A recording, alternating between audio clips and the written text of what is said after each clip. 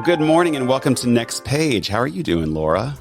Oh, I'm doing just fine there, Todd. How are That you? journey. Oh, I'm Yeah. great. Yeah, Yeah. it's an early morning here in Los Angeles, and it's a beautiful day actually, which is very exciting. We are having a little bit of a heat wave, but nothing compared to Charleston. Yeah, no, this is bad. I mean, it's okay. Well, I'll live. I'm going to stop complaining about it, okay? Okay. This is so the AC is on the fritz and has been for some time at the beer garden. And I promise you people, we ordered this AC a year ago and it is now coming in bits and pieces. But unfortunately, everybody is suffering at the restaurant at the moment. But if I try to bring it up to any of the staff, they say, shh, we don't talk about it. If we don't talk about it, it's not It doesn't happening. exist. So it's coming. The AC is going to be here in a week, supposedly, and we will all go back to being a little bit more happy. I hope so. Oh my gosh, I didn't know that was going on. Oh yeah, it's been a thing, but I have not been talking about it because if you don't talk about it, It it doesn't exist. So what have you been up to? Oh gosh. You know what I've been doing in LA? I have been taking my happy little ass and going to all these different little coffee shops and sitting there and journaling like a Oh my crazy gosh. person. Well, I think that's what we try to, that's like a healthy person thing to do. I It's a think healthy person, but it's just crazy it's for you. interesting. Well, it's crazy for me because when you write down your thoughts and get them out of your head, you go, oh, well, that doesn't need to be in there anymore. It needs to get out. Yeah. And then you don't think about it as much and you get some clarity on things that you don't really, and it's what I'm recognizing is like going back a week later and reading my entries from a week before, you're like, that's how I was thinking about this. Yeah. My perspective has totally shifted. Yeah. So that's what I've been doing. Honestly, that's what I've been enjoying. And I'm like on this coffee shop. I'm trying to find other alternatives to Starbucks, even though I love Starbucks. That's good. Yeah. I mean, it's good to take a Starbucks break. And I mean, not that I'm not a coffee drinker, so I'm not all up in there, but support local, that's what's important. Exactly. So I believe in that. Well, are you excited? Thank you very much. Are you excited about our guest today? Oh, so excited. She is just a queen in my mind. She's like just the epitome of resilience and overcoming. It's everything that we know and love about this podcast and why we do it. Would you like me to tell you a little bit about her? Well, today on the program, we have Laura Luxheim, a Southern California native, is a dedicated registered nurse and loving mother of 5 who embodies the spirit of nurturing and inspiring others through her incredible journey. Fueled by her desire to shine light on those in need, she has earned her nickname Lux, which perfectly reflects her compassionate and supportive nature. Her book, Glitter and Glass, is a powerful and raw memoir chronicling Laura's roller coaster life. The book delves into the darkest aspects of human experience, exploring failed marriages, mental disorders, polyamory, and attempted murder. As a role model for women from all walks of life, Laura's unwavering commitment to her family, career, and community continues to inspire and empower those who cross her path. Without further ado, we give you Laura Lux.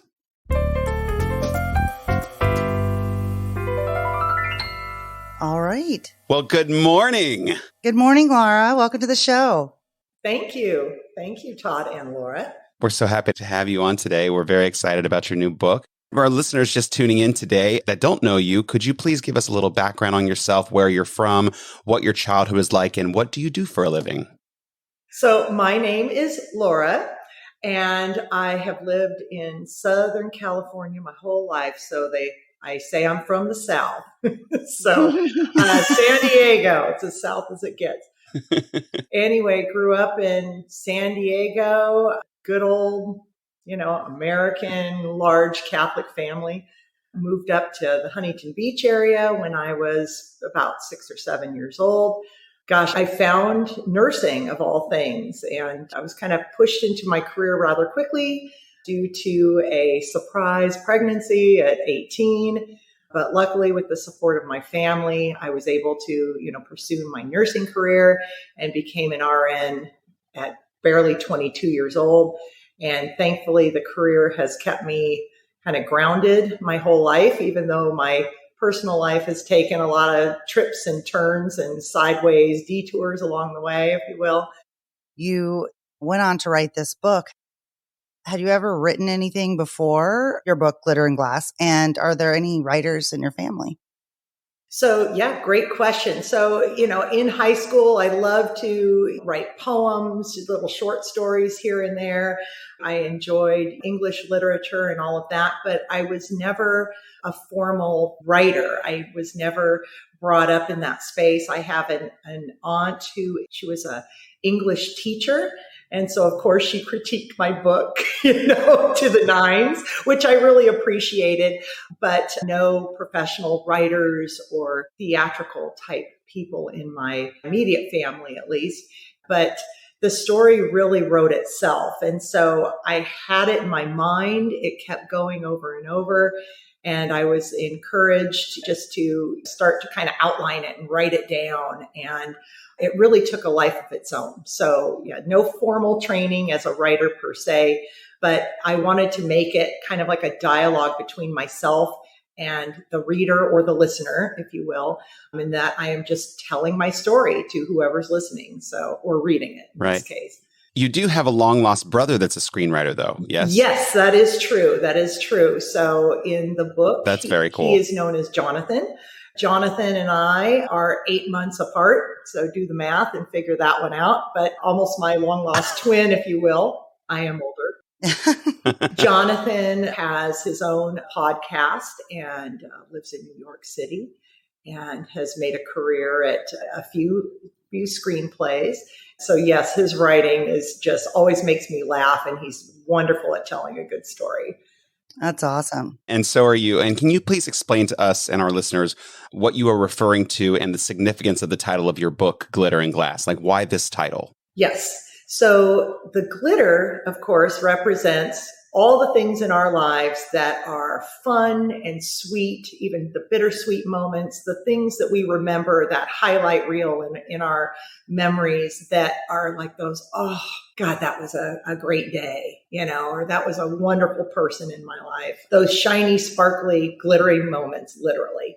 And then the glass part is the opposite, the things that cut us, the things that hurt, the things that leave the deep wounds and the scars and all of those things. And what's funny is if you do take glass or you take shards of glass and you shine them in the sun, they can too mimic what glitter looks like. So, aesthetically, they can kind of fool us and trick us as into, God, that time in my life sucked, or that man was a jerk or really mean. But it's hard to kind of tell the difference in many instances where we think that we're having a glittery moment or a great time, when in fact, it's really toxic or bad for us, and it's really damaging us in many ways. Yeah, I think we can all pretty much relate to that as far as, Right. Everything starts out promising, and even when it is going sour, you can kind of trick yourself into thinking it's still okay. This is still there's glitter. Kind of There's glittery. glitter everywhere. See? Yeah, it's still reflective, so it's fine. Right. And I think we've learned a lot on this show that that's how a lot of things begin. You're kind of in denial a little bit, let it keep going. And sometimes you just got to get a mirror to show it back to you. So I think it's an awesome title. I think it's a really cool analogy to everything. So bravo on that. And as you know, we talk a lot about trauma on this show, and you have certainly been through it, girl, through it. Yes.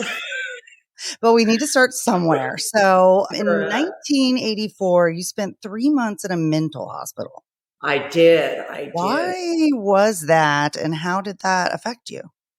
So at the time in the 80s, we didn't really diagnose, identify, or have in the public awareness like we do now things like PTSD, child or teenage depression, teenage anxiety, and these kinds of things. And so instead of bringing it to the forefront to have parents or teachers alike or as a public awareness, we really didn't identify these things and take our kids to therapists or consider medications or other things like that. It was really more of a shameful kind of a stain or a black mark on a family, if you will, if your kid had any kind of just outside the normal childhood angst, if you will. And we were put away. I mean, that's kind of what happened at the time, both myself and my sister, a few months apart, we were literally locked up in a mental institution in the shinier parts of Long Beach. And I'm being very facetious.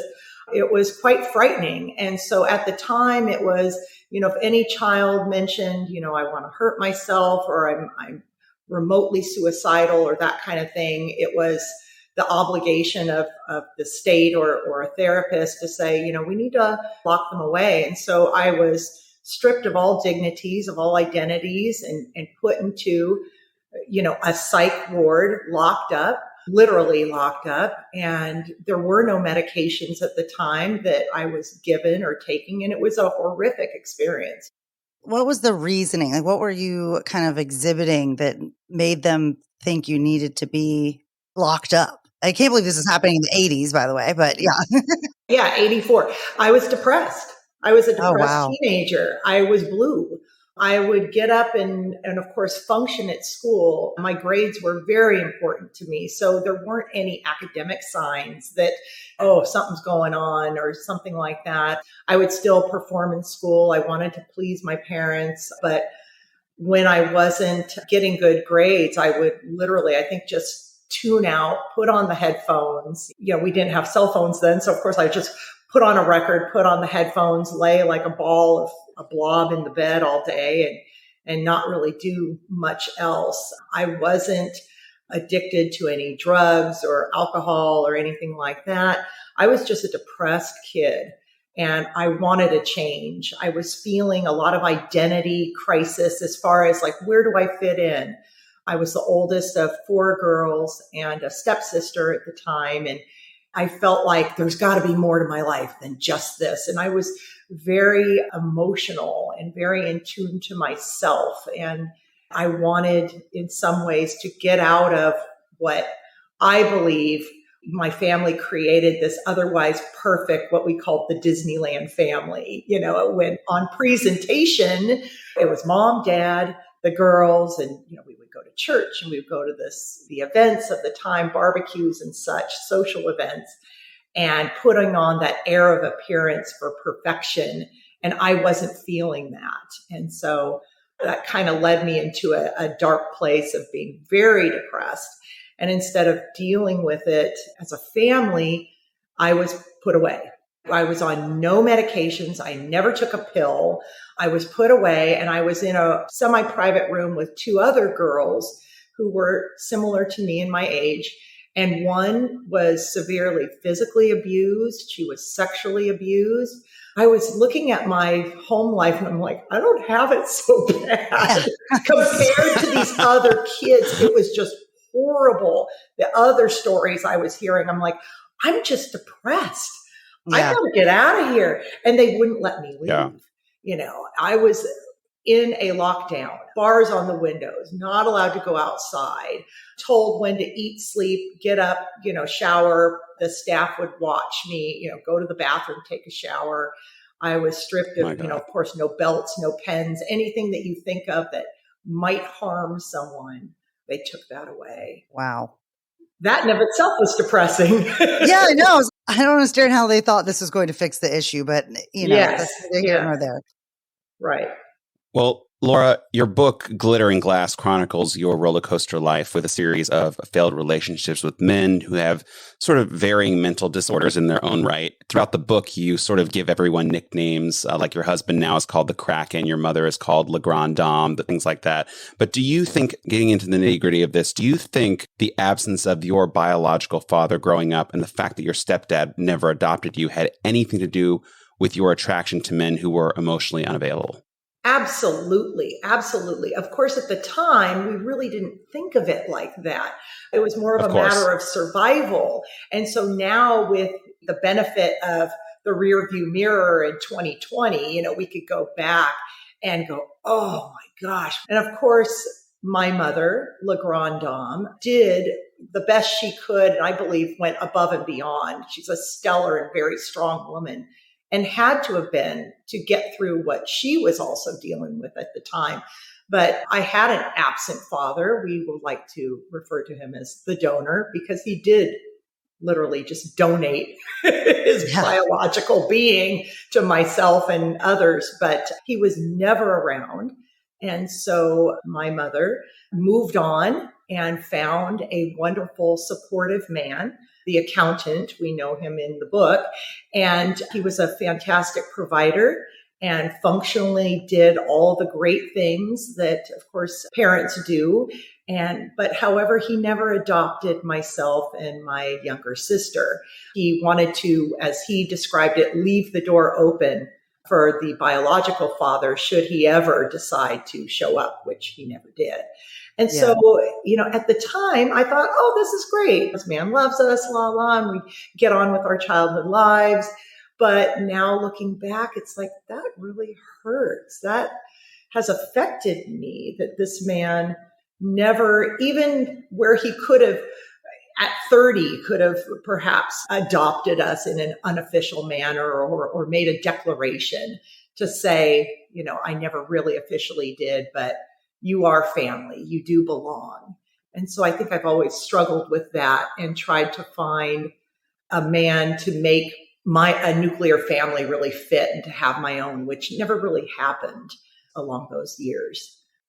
In a way, I guess I think you kind of, I don't know, didn't replace, but you did have your grandfather as kind of an example, which thankful for that, I assume, because not to have any kind of real male figure, I'm sure your stepdad was in a way like that for you, but at least you had a standard that you were always kind of seemingly trying to reach. But before that happened, you actually got pregnant with your first at a young age and decided to keep the baby. And in your book, you kind of attribute that to your Catholic upbringing, but you didn't do what most people that you said in the book during that time, which was give up the baby. So why was this? And what did your mother, AKA La Grande Dame, think of that decision? So at the time, of course, a lot of things were living in denial, sweep it under the rug, as we have said over and over again. And it's all fine and dandy until something like a pregnancy happens that is unplanned. And at the time, the norm was, well, you give it up for adoption. It was just what you did. And I thought to myself, wait a minute. I knew the story of myself when I was a baby, and my mother chose to keep me, and she chose, and here I am, and I have a wonderful mother and a great family. And so I think I can do this. I want to keep the baby. There's a reason why these things happen. It's not just, oops, I got pregnant. So perhaps this child is going to be a wonderful human adult someday. And I would like to be there. And I think I've got the chops, if you will, to be a good mother, even though I am young. And I think I've got this. And so I decided to keep the baby, even though his father at the time, immediately his question was, so when are you going to do it? Have an abortion. And I decided, no, I want to keep the child. I don't want to. I think I can do this. And so. Was he angry at you?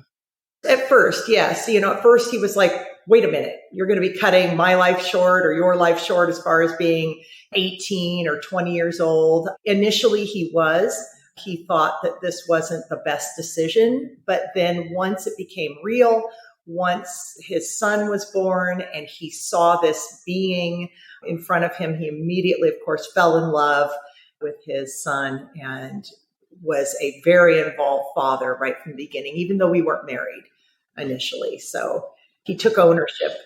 Yeah, he's still a part of his life? Absolutely. Very involved. Yes. And it forced him as a 20-year-old at the time to really step up and to find a career and become a father and grow up rather quickly. But he did it remarkably well.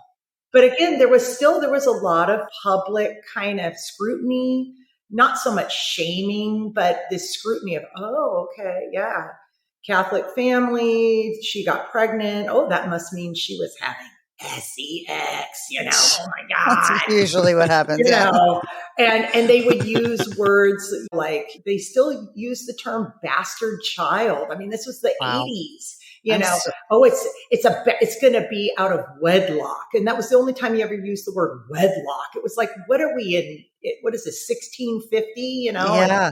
And the child won't have a name. And I'm like, of course he's going to have a name. He's going to have his father's name. It was so still very traditional, even though this was, we're talking 35 years ago. But with that, it was, I kept the baby. At first, my grandmother was the one that really was being a promoter of, well, you need to go out of state, have the baby, give it up for adoption, and then just suddenly come back as if nothing ever happened. That was telling. Yeah. It was really telling, as if our children are these commodities that we just deliver to the world, a la The Handmaid's Tale. We just deliver these children and then we go on with our lives with seemingly no ill effects to our psyche, at all. I could not do that. I wasn't willing to do that. We do talk about generational trauma, and because you kind of brought up your grandmother, do you think that your mom's mom was just as hard on her growing up? And does maybe her disappointment in you and your decisions in present day kind of affect the way that things turned out? Oh, absolutely. Absolutely. So at the time, those roles were so specifically defined from men to women and what you did as an adult. Men were expected to be a certain way. Women were expected to be a certain way. And if you fell out of the norm, you were essentially kind of cut out, at least in my family. You were expected as the woman, to be the homemaker, rear the children, be at the father's beck and call. You were supposed to be able to make a stellar casserole and put on Thanksgiving dinner and all these things. And if you weren't leaning towards that, you were kind of looked at strangely. And it was rather frowned upon to be the independent woman. If you weren't married by 22, what was wrong with you? That kind of thing. And men were expected to pull up their bootstraps, provide. Work as many hours a week that you had to put the food on the table, to pay the rent, to pay the mortgage, whatever it was. And that was it. And men were not expected to change a diaper, to put the kids to bed. I mean, these were the things that were reserved for mother. And it really defined these things. But at the same time, my mother had this dichotomy of, you have to do all these things, young Laura. However, you need to be independent too. And I really struggled with that. So she told me never to rely on a man. However, that's how society kind of painted this picture of, you grow up, you live at mom and dad's house, and then you marry this guy, and then you move into his place. There was never this transitionary moment of being an independent, free-thinking woman. I mean, that was a new kind of concept at the time, but it wasn't the norm. Surely wasn't the norm. Well, it didn't work out with your first son's dad, and you decided to marry your high school boyfriend, which you call in the book the rocker. Yes. Who you thought was a safe bet, right? So from your accounts in the book, he was very immature and emotionally and verbally pretty abusive. He would often taunt you in front of the children and degrade you, and basically ended up controlling everything from what you wore to the amount of makeup you were allowed to wear. Otherwise, you would be called certain names like a whore or whatever. You describe him as someone with borderline personality disorder. Laura, was he ever diagnosed with borderline personality disorder? And how did you handle the traumatic aftermath of that marriage? So at the time, again, this was early 90s going into 2000s. I had known the rocker since my high school years, and he always had something. And at the time, there wasn't borderline personality disorder. Yeah. We talked about manic depression, those highs and lows. However, he was never diagnosed at the time. He wasn't taking any medication. Right. It was, and of course, that kind of personality, they are the last ones that will want to go to a therapist's office, because everybody else, we're the crazy ones, right? And he was the one that, it's my way or the highway, and this is the way I am. And if you don't like it, it was very black and white, up and down. But yes, now looking back at all those personality traits and the patterns, and you can almost plot it out on a graph. He was very borderline a personality. You never knew what you were going to get from the day to day, and sometimes from the hour to the hour. 1 minute sweet as pie, smiling, and the next, I'm getting a remote control thrown at my head, and it's like, what the fuck was that? And it was that kind of thing. And I always thought, I thought of that story of the lion and the mouse with the pulling the needle out of his paw. I was the little mouse and he was the angry lion. And I always thought, if I could just pull this needle out of his paw, it'll make it all better. Or if I'm just a kind, gentle person that is of an example of a happy person, it's going to rub off on this person. And it never did. And so it got to a breaking point. I thought if I could just exude this kindness and show and even be vulnerable and cry, and I thought maybe he'll see if I'm hurt or if I'm, sobbing, then he would soften and come to my aid and go, oh my gosh, I didn't realize how much I've affected you. But it did the opposite. He would then taunt me even more and more. If I was crying, he would mock my vulnerability. And that I could not be a party to that anymore, nor have my children watch how this man was treating me. But as horrific as some of these people can be, there is that charm side that we find so endearing.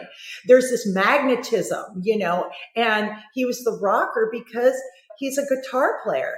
And he, when he's on and you're like, oh, what a charmer, when he could smile and come into a room. But yes, there's that ugly, ugly underbelly side that few of us saw. And I got the brunt of that. I mean, he was very talented. You said in the book that he was a very good guitar player, and there was a major record label that was interested in him at some point. Yeah, Columbia Records. So, I mean, it's not like he didn't have, let's face it, like everyone loves a musician. Like it is what it is. They're sexy. Yeah, and that gets to that. Yeah, why do we love the bad boys? Why are all of us, attracted to this guy where I'll never forget even my friend, the jazz singer in the book, and she looks up on stage and she goes, oh, I'll take the dirty one, and she there's something about these people, but it comes with a price, and there's a heavy, and mine, it came with my dignity. It was getting to me down to the bones of my soul, of how I was being treated. And I realized, now looking back, my self-esteem must have been at the lowest of the low at that time to tolerate that kind of behavior, because I think we always believe that somewhere they're going to turn around. You can fix it. I could fix it if I just show him how kind and loving and nice I am. And, then maybe it will turn around, but it never did in my case. But you realized that was not for you and moved on. But you did eventually, was it your children that were with him or with the following, was the author? You met a man named the author, but you eventually lost custody of your 3 and 5-year-old children for a while. Who was that to? That was with the author. Okay. So he was my third marriage, and quite opposite from the rocker, who was very explosive emotionally. The author was much like a robotic, Data from Star Trek, very logical, very, well, you said this, we're going to do this, and all of that. And at the end of that relationship, most unfortunately, he, for whatever reason, had to leave the state. And I was so emotionally broken at that time and so traumatized by the behaviors and the things that I was exposed to during that marriage, that when he did leave the state, it was like a cancer leaving the building. It was so horrible, but it came with the price of me losing my children, not because I was a bad parent or that I couldn't manage my children, but he left and moved to Iowa, and it gave me some reprieve from him. I was so traumatized by his behaviors that, okay, he took the kids. Well, I had a 2-bedroom, 1-bath apartment at the time, and I wasn't emotionally or physically available to really take on the task of managing them and my 3 other children at the same time. I was broken. You were literally a battered wife. I was. And you kind of swung from like one pendulum went the other way. Extreme. You thought, okay, well, this guy is so different from the guy before. So he can't possibly also be hurtful or treat me this way. And I mean, I think that's completely like kind of a natural thought process. But Exactly. do you feel like you had any like warning signs with him that he was going to end up treating you badly? Do you feel like he was kind of like a narcissist? What kind of was going on there with him?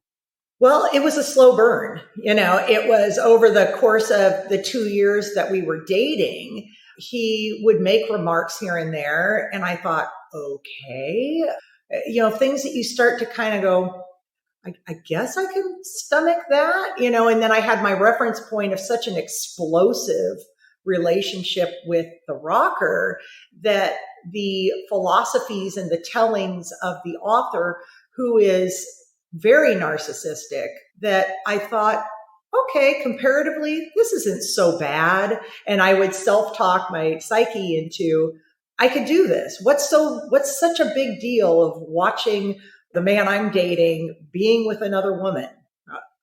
Okay, maybe I need to be enlightened. Maybe I need to rise above and be more cerebral about this and take a pragmatic approach to my life and elevate myself, if you will. And then I started to second guess maybe my Catholic upbringing or society has gotten it all wrong, if you will. And maybe there's some truth to what he's telling me. And so I was, in fact, groomed for this new lifestyle that he was proposing that we could do together, and that it really was. So he groomed you for polyamory. Correct. Basically. Correct. Can you explain what that is and how you eventually got out of the marriage? So in the world of polyamory, from where I was experiencing it, it should be that a man and a woman, or, whatever have you, two people are together. But the woman in this case is the queen, what they refer to as the queen or the goddess. And what she says goes. So if she's not comfortable with said partner being with a particular woman or having this couple over, then her word is gold. And he is supposed to honor that and kind of take that. And it's a mind fuck, really, to wrap around your head. And this whole, the notion that he would explain was, well, while you're at work and doing your job, what I'm doing off screen, if you will, has no effect to your life. And if you think about it hard enough, I'm thinking, yeah, it really doesn't, I guess. But you are now putting yourself, choosing to be with somebody else. And he had this ability to detach his mind from his body.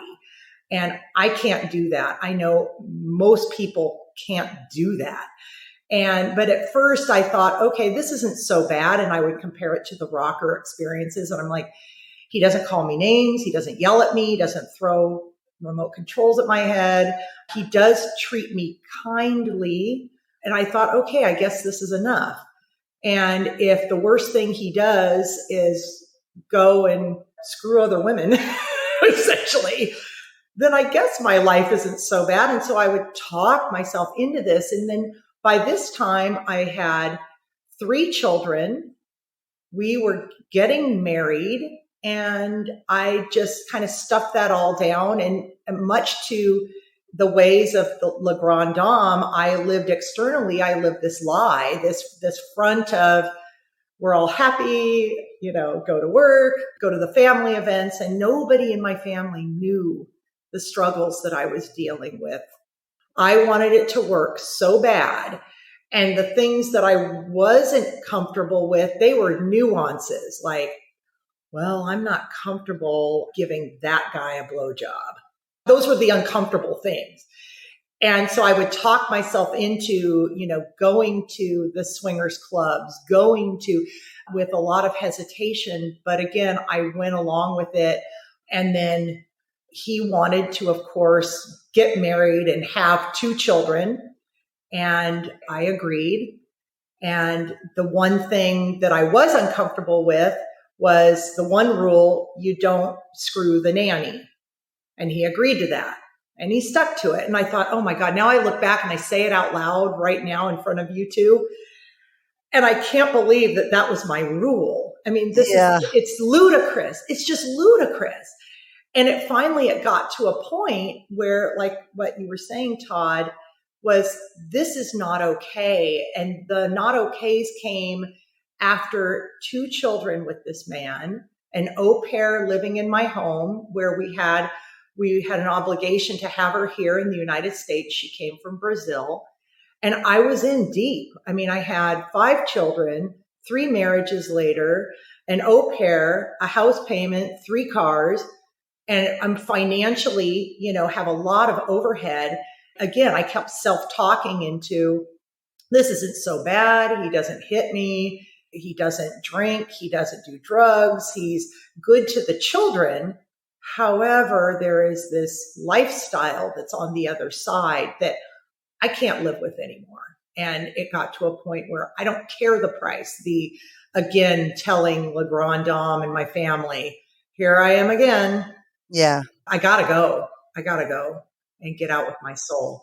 Did they know about the polyamory, like your family? No. Okay. No, all right. Nothing. They knew nothing. They always knew. And after all of this kind of came out and the bomb hit, my aunts and uncles and some cousins and such, they would say, like, I knew there was just something wrong with that guy. Like there just he wasn't all there. Like wasn't completely tuned in. He was gone a lot. I would show up at family events a lot, just me and the kids. But I did that also with the rockers. So it wasn't entirely unusual, but it was in a different way. While I was at something or hosting a birthday party, he was off with, name it, who he was off with. I knew that he had gone to Bangkok before with a prior girlfriend. I knew that they would essentially hunt for women. I knew about these things, but they were stories. So as we're sitting in a cafe with coffee and I'm sipping a latte, you can kind of theorize it and put it into a bucket in my mind. And I thought, okay, that was his prior life. He's not going to do that with me because I'm so awesome and so amazing. Why would he want to go run around town? And so I thought, I can change this. I can do this. And especially if he's wanting to have a family, maybe being a father will change those parts of him. And he won't need to have that itch to scratch. He can be happy at home. But he didn't. So we went along and I started to joke. I got pregnant with my 4th child with him. And I started to joke about the belly as women do. And I said, hey, getting a little big here. This concession stand is closed. You might want to go get a girlfriend, in joking. And he took that literal. He took it like Data in Star Trek or Spock, very logical. And he said, well, she told me to get a girlfriend. I'm going to go get a girlfriend. So he did. And he had a young, girlfriend for the better part of 4 or 5 months. And I discovered this girlfriend through a series of missed phone calls, texts, receipts laying around that didn't make sense. And I trusted him implicitly until that day. And that was the day I went into labor with my daughter. And I'm finding out about this affair that he had kept on with this person at work. All the while, now I'm in labor and having this pending baby. And the scene of going to the hospital with your husband with the little bag in the middle of the night wasn't the same. We always like to glamorize these things. There's the husband. Oh, I've got the door, honey. I'm going to get the wheelchair. She's in pain. And this is the love of my life. And we're going to have a family. And here comes this child. And it wasn't like that at all in this case. The nurses, of course, he's very charming. And they were like, oh, you must be the greatest dad. And I was ready to, throw an IV pole at him because I was damning him at the same time. And I'm like, you're fucking a woman at work and I'm the size of a house and I'm having your baby. It was not the Kodak moment. It was not the bonding moment. I had been a mother before and I gave birth to this child and there it is, crying. And I'm thinking I should be filled with love. I should be filled with adoration towards this baby. And it wasn't the norm of what we want, in those moments of mom, dad, new baby being born and pictures being taken. And it was traumatic in and of itself to have him even there. And then as a reminder, and so I tell my daughter now, that was the best day and it was the worst day for me. In that bittersweet, it was glitter and glass all at the same time. In that she was born, I had this beautiful little girl, but it was the day that the Pandora's box had opened at that moment. And in those ensuing weeks, he started to really reveal to me, okay. And he talked about above board, well, here I am. And now I have a thing for this girl and this girl at the cafe and this one. And I'm like, and how many more are there? Bring it out. Not just one, but like 4 or 5 that he could, that were important. And I'm like, okay, so here I am now in the throes of new motherhood, plus 3 more children, a lot on the line. And so I stuffed it. I stuffed it down and I thought, okay, I gotta wrap my brain around this, as he would call it. I've got to figure this out. And then I got to go back to work, back to my nursing career and literally, put on the smile, put on the makeup. And now that I knew of his ways, I knew I wasn't going to change who he was. So I decided, well, if you can't beat him, join him, scenario. So I thought, well, I'm going to do this too. Maybe this is the new me. I don't know. And so I did. I played along. We would leave the baby with the au pair. We would go to the swingers clubs, and I never found it necessary, and I didn't have time. I mean, I'm working full time with 4 children. When do you have time to go and screw extra people? Like, I was just going to say, I mean, who has was he working? He would work. Well, he worked from the coffee shop scene. So he would set up camp. Oh. And part of his allure was he would see how far he could take it. And he would, the author, he was always writing, working on the next script, the next book and the next whatever. And I thought, he's a brilliant man, very, very smart, very articulate. So that's part of that dichotomy, that charm of pulling you in. And then there's the ugly side. Well, I guess I'll deal with the ugly side because the charm is so worldly and wonderful. Okay. That was the first thing I thought when I read about this book. I was like, I don't understand where this man is finding time to do all of this, because I know you had an au pair, but you're working the whole time and he's, I guess, multitasking. Right. Just mind blowing. After the first one, of course, he wanted 2. He wanted an heir and a spare, right? He wanted a blue-eyed and a green-eyed to his design as a self-proclaimed god. He wanted to have his legacy, if you will, with these children. And of course, and he kept reminding me, well, you signed up to have 2. I'm like, oh, for Pete's sakes. And so we go to the therapist's office. And I thought, he's got to change this. I can't have this man running around town. And he did hold back. He took his foot off the gas just enough to have me convinced to have the second baby. And I did, I did. And so as I'm barely pregnant with the last one, he was back to his shenanigans, if you will.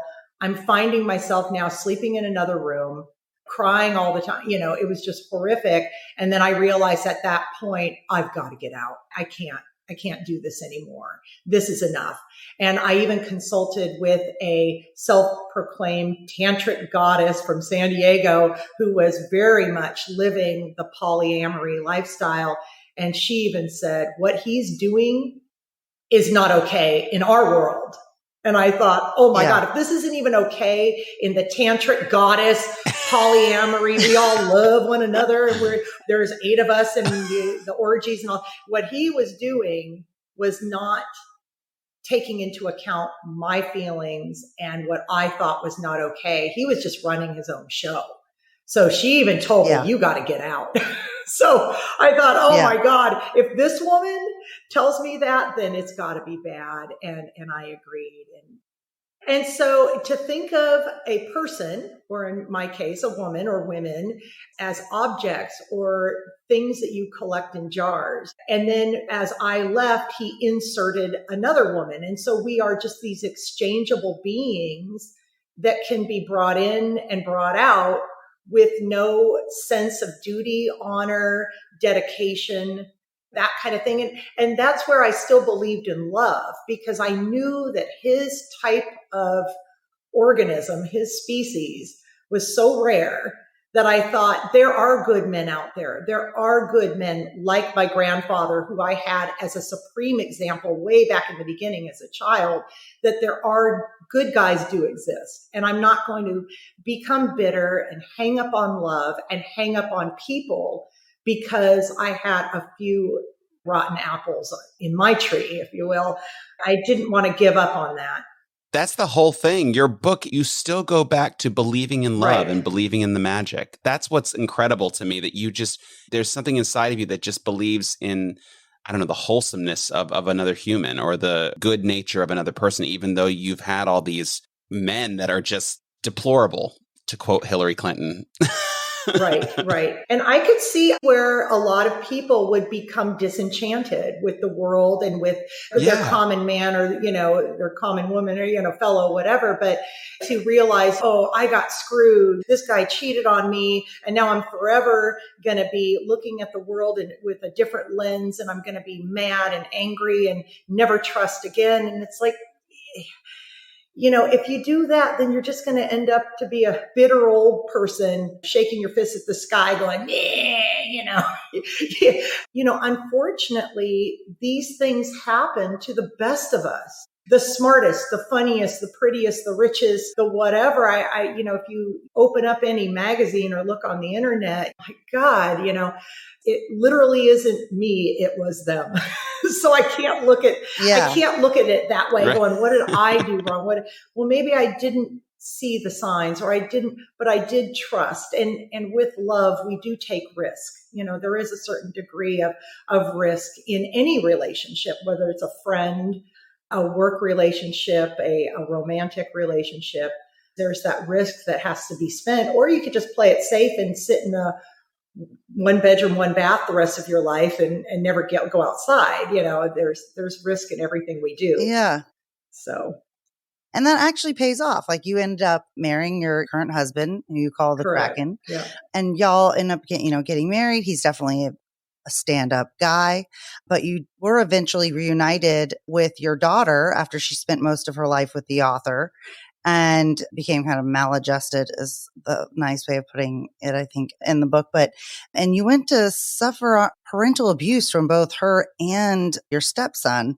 Could you kind of explain for us what parental abuse is and why it's important that we kind of put it out there? Absolutely. So, of course, we are all well-versed in our world about child abuse, elderly abuse, spousal abuse. We hear about these things and it's horrific. But what we don't really hear too much about, or maybe it's a whole new thing coming on the horizon, is this concept of parental abuse. And of course, we do have, you can cite almost any teenager, myself included as a teen, we give our parents a lot of grief, some more than others. And of course, we're finding our own footing and learning who we are, becoming young adults. However, there is a degree where a line is crossed. And, there are some children who emotionally abuse their parents, financially abuse, and physically abuse their parents. And that is not normal. And that is not okay. It's one thing to blurt the occasional, I hate you, slam the door and grunt and go to your room and that kind of thing. But when there is taunting and torment and ongoing, and you're coupling that with a child who clearly has a mental disorder issue or adjustment or illness, whatever you want to call it, then it's crossing a line to where it's consuming your life as a parent. I became, with La Chica in the book, that was a phase of her life that I was abused, and myself and the Kraken were severely abused to the point where we couldn't leave our room. We were down. We did not feel safe. And she would abuse our home and break things and hurt us. And physically, I would go to bed at night thinking, oh God, I can get stabbed in the night. I'm going to be on the news, those kinds of things. That's where it crosses a line. And then as we started to talk to other parents, we started to learn that there are pockets of other parents that have had similar experiences. And so that's why I wanted to really illustrate that in my book, is that this is not normal. And the Kraken dealt with it in his own ways with his son. When I met him at 16, right away, there was emotional outburst, things that just something was not off. And I knew within the first 20 minutes, I thought, oh my, this boy needs some help. Like, this is not your normal teen going, hey, dad, yo, bro, maybe some little benign disrespect. This was blatant, like, this kid needs some serious help. Yeah. You point out in the book kind of too that like the question of the nature versus nurture, which, a lot of people can sit there and spin their wheels on, but like that, it was kind of clear that what kind of happened with your daughter, or more clear maybe, that was a little bit of the author's direct influence, whereas with your stepson, he had your now husband, the Kraken, and his mother were very nice, sweet people, and he still turned out to be kind of abusive and generally have those issues. So I think it's important to get it out to other parents too, that like you can't necessarily like explain it away or try to figure it out, that this can happen in any way, shape, or form. It's not like something that you did necessarily, that it also can just appear. Exactly. So so the Kraken was married for 19 years prior to me. I like to say his prior kept him in cryostasis until I came along. But anyway, they were both upstanding Americana, educated people, hardworking people, double income. The boy was a one and done, as they said, wanted for nothing. I mean, he had, if you wanted scuba lessons, we'll get you scuba, skateboarding, karate, whatever you wanted, trips to Hawaii, all the above. You need a car, you get a car, these kinds of things. And he still, despite their mild nature and how they decided to stay together for the boy, he still ended up with his wires horrifically crossed and abused both of them to the nth degree. And getting back to La Chica, and it was, the author was the rocker was her father with the borderline. I question if there was just some nature there or some mimicking of his behaviors that fell into La Chica's lap, as far as the things that she learned from him, the tactics that he used, and the abuses, and how he would fling words at me when she got old enough. It was right out of his playbook. She would then recite the exact same things. And now I'm here again, hearing and seeing the same abuses, but now at the hands of my daughter. And that was even more intensified. It was very difficult to live with and to get through. But the good news is that as she has now grown up, she is completely turned around, and we have a stronger relationship now because of it. And because she realizes that was her then, and it's not the young woman she has become today. For everybody listening, please go get Glitter and Glass. It's a great, great, great read, but have a glass of wine or two. Yeah. I guess I want to ask you, so you seem very well adjusted now of all the experiences in your life. You seem to understand the journey and why you went through all of that. But to get there, did you receive any therapy or mental health assistance along the way in the wake of all of that? And if you did, how did it help you make sense of everything you've been through? Absolutely. From the get-go, as a child and as a teen, we dabbled in therapy, though it was 80s and 90s version therapy. It's not the same as it is now. But as the Kraken and I were dating, we realized we need support, not for ourselves as two people in a relationship, because we get along very well, but how do we deal with our past, our family dynamics? How do we deal with the likenesses of my pride, covering all of those damages that were done, that I have had that ability of smile, get through and just ignore it. But it started to come out through therapy and through regular therapy, both individual therapy on my own and couples therapy with the two of us together. And it was instrumental in my healing. I couldn't have done it without it. And the assignments that my therapist gave me, I knew I had to do work, that it wasn't me just showing up every 2 weeks or every week and having her tell me what to do. I needed to process and to journal and to talk about and to learn. It's like exercising, for your body. I had to exercise my mind and my psyche and my soul and how to get back to a healthy space, loving me and then loving other people in my life like the Kraken. I really wanted to illustrate that this wasn't a journey of, and then she found the man and they live happily ever after. Yay, good for you. It was about finding myself and grounding myself. And through that, a lot of therapy and then a lot of self-reflection and to realize, what is my standard? What is okay and not okay for me? And not just with a relationship like the Kraken, but with other relationships in my life, with my children, with my mother. So boundaries. Exactly.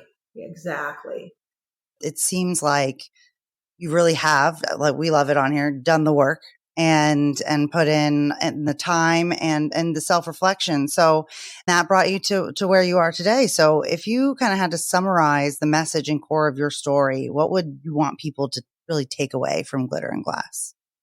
Well, I think to take your time with yourself, never be in a rush. Don't take your square peg and try to fit it into a round hole and realize, okay, well, here I am. I've got to make this work. You don't have to make anything work just for the sake of appearances, for the sake of, you want to please your parents or your siblings or the world, your sphere of influence around you. And there's always decisions. There's always an option. There's never, well, I'm stuck with my plight. Here I am. Might as well, I got to suck it up and I'm going to put in my how many years to be with this person and settle for misery, because that's pretty easy, but settle for the mediocrity, settle for the meh, that we talk about, settle for the Midland, that, okay, well, it's day in, day out, it's not going to get any worse. It's not going to get any better. But no, to tell yourself that it's okay to make change. It's okay to make a decision, whether the people around you might go, what? Well, we like that guy, well, they're not seeing and living with the things that I have to live with every single day. To make conscious choices and conscious decisions about what you're doing in your life, and that this is what you have.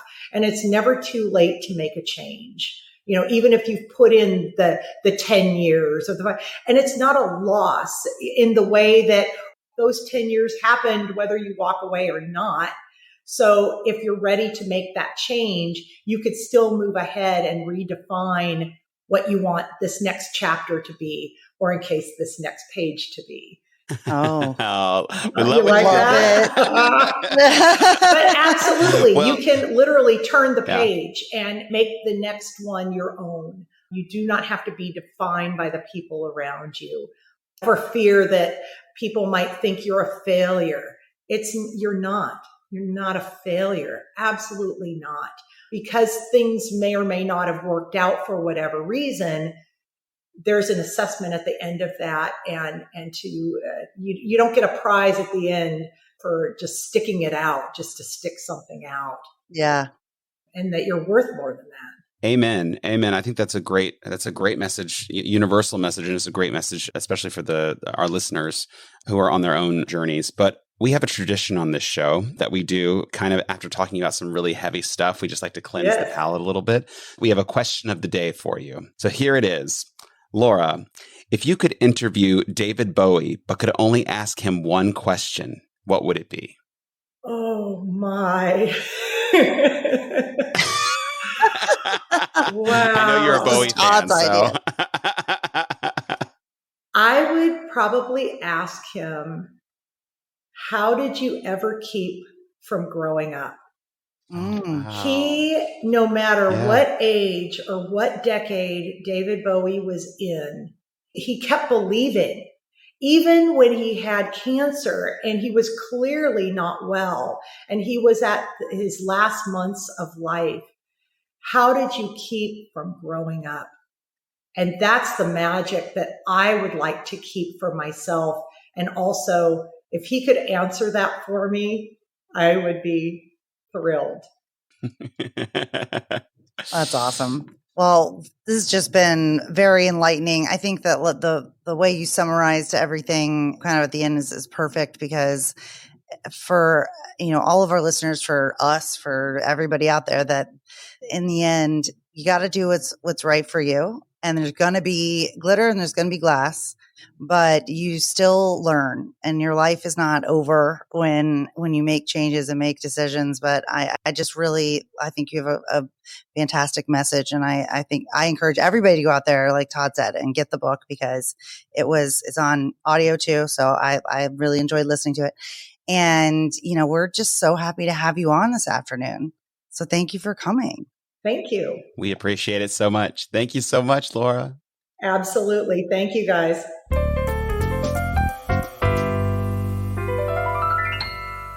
Okay, what'd you think? Well, I just love her in general. I love her book, but she's so forthcoming about her life, which to me was very refreshing, that she's so candid and open, because I think we spoke about this off air. You feel that she's maybe come to a higher consciousness, and at a certain point in life, you just stop giving a giving a damn about, giving a hell, giving, I don't know what that is, giving a damn about giving a damn about what people think, because she's just been through so much. And a lot of people would think, oh my God, you've been married this many times, you have this many kids, you were in this kind of polyamorous relationship, you did this, you did that. Oh my God, that's so shameful. And it's like, she owns her story now, and it's her story to tell. I mean, what did you think? Yeah. Oh, I mean, I loved it. I feel like, that we kind of have had some similar experiences, not the polyamory part, but just in general, I think that I related to her so much, and I feel like she's very relatable. As far as, I think there are a lot of people that assume that going through all that, you just be like, I'm done with love, but I am so not that person. And she is so not that person, of like, that there's always hope, that there are good people out there.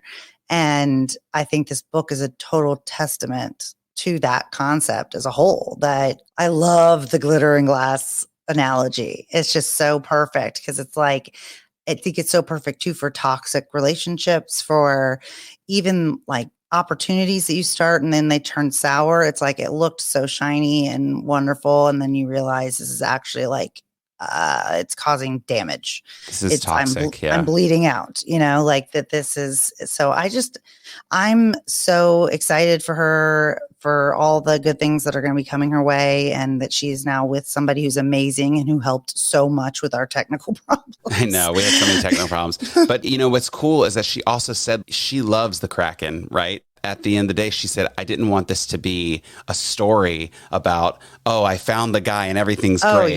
She had to find herself, which I think is what the message of our podcast is. And what we're, you have to look within in order to, I don't know, grow. Yeah. So. Yeah. You can't you're more than the sum of your parts, and you're more than what happened to you. It's how you handle it, how you digest it, and how you move forward. Yeah. And I think, she's inspirational. Big proponent of therapy, individual and couples. I don't know how I could have gotten through half of that shit without going to therapy. I mean, and she talks about it, and she's seemingly so well adjusted, and just owns that growth part of her journey. Yeah. I do think, in a weird, messed up way, and this is in no way like, I just hope this comes off the right way, but I think that narcissists and toxic people are always attracted to well-adjusted people, because then they want that. They want to be that. And so it's almost like a vampire like attraction. And then it's how they make the person look, how they perceive, how they think they're going to make me look good. This person's grounded, so that other people will see me as a grounded person. But then they inevitably end up getting jealous, or not just jealous, like, oh, they're going to run off with somebody. That also happens, but that they have it good and they don't have this kind of dysfunction in their head. And so I think that the reason so many people come out of these relationships and continue to look for love and go on to have possibly more toxic relationships is because they're not maladjusted. They're just attracting the wrong things. And it's just a point. You just have to get to a point where you are like, oh, okay, I see. So I'm going to be a little more guarded, but not shut down. And I'm going to be more perceptive. I'm going to make sure that these people, I've, especially her, like, I'm sure that what the point that she, when she got to the Kraken, she's like, okay, well, I've now got a laundry list of things that I am looking for to not be there. Right. And yeah, I just think that it is an amazing story in and of itself. And she is just, I don't know. It's a great book. It's one of those ones where it's like in the beginning, you're kind of like, what's, really happening? Because it doesn't go like just chronologically, and then it comes together and it all makes sense, which is kind of how it feels when you're going through a roller coaster life anyways. So exactly. I can't applaud her more for her courage. And she said, even if I help just one other person out there from hearing my story, that they're not alone. We adore her. We would love to have her back on the program at some point. Go check out her book, Glitter and Glass, glitterandglassbook.com. We will have everything in the show notes. And it has been such a pleasure. Oh, it has. And it always will be with you. It's just lovely to see you. You too, guys, till next time. Ta-ta.